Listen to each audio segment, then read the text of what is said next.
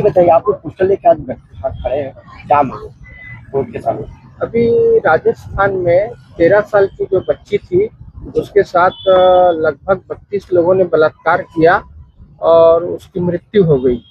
तो हम लोग न्याय व्यवस्था से यह चाहते हैं कि जो ऐसे जघन्य अपराध है उसको फास्ट ट्रैक कोर्ट में चलाया जाए और तत्काल फांसी की सजा दी जाए, क्योंकि पुलिस तो अपना काम करती है, सारे साक्ष्यों को जुटाती है और उसको न्यायालय में पेश करती है। न्यायालय उस सजा को लोअर कोर्ट से फांसी होती है, अपर कोर्ट से उम्र कैद की जाती है, फिर उसके बाद शायद उनको बेल भी मिल जाती है आगे सुप्रीम कोर्ट से। तो ये व्यवस्था जो है खत्म हो और ऐसे जघन्य अपराध करने वालों को सीधा फांसी की सजा दी जाए और जो लोअर कोर्ट का जो फैसला है वो सुप्रीम कोर्ट तक फैसला वही रहे। शुभ नाम? सुशील लड्डा, जीवन दान सेवा समिति, राजनांदगांव।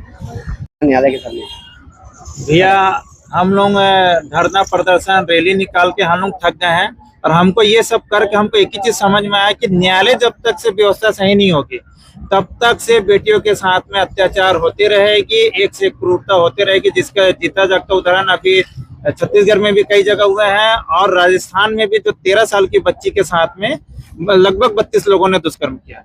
तो ऐसे मामले में क्रूरता बढ़ते जा रही है। पुलिस विभाग सारे सबूत न्यायालय तक पहुंचाती है, लेकिन न्याय व्यवस्था से उनको ऐसी छूट मिल जाती है जो हमारे साथ 2 केस में हुआ है। एक केस में हुआ है कि रेपिस्ट को आदिवासी अनुसूचित जनजाति बताकर उम्र कैद में किया। दूसरी घटना है जिसमें फांसी हुई थी, उसे रेयर और प्रेरिस्ट बता के उम्र कैद में किया गया। तो रेपिस्टों के साथ में ऐसी सहानुभूति ना दिखाए न्यायालय, जिसके कारण अपराधी की क्रूरता बढ़ते जा रही है और आए दिन घटना बढ़ते क्रम में है। तो हम चाहते हैं कि हमको समझ में आएगा कि न्यायालय व्यवस्था जब तक सही नहीं होगी तब तक ऐसे मामले बढ़ते रहेंगे।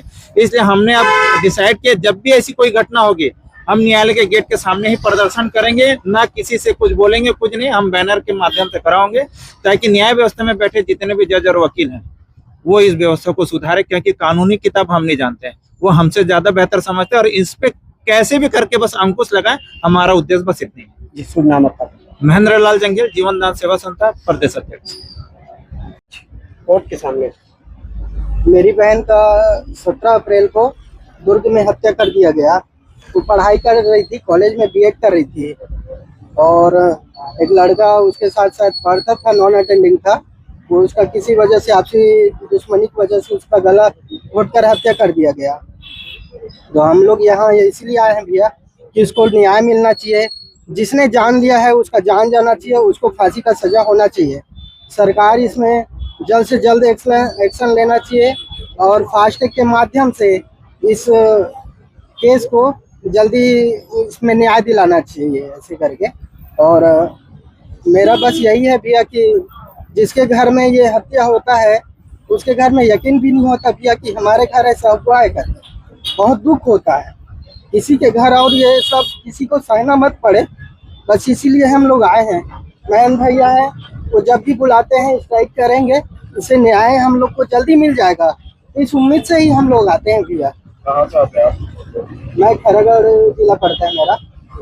आपका नाम? पवन कुमार वर्मा।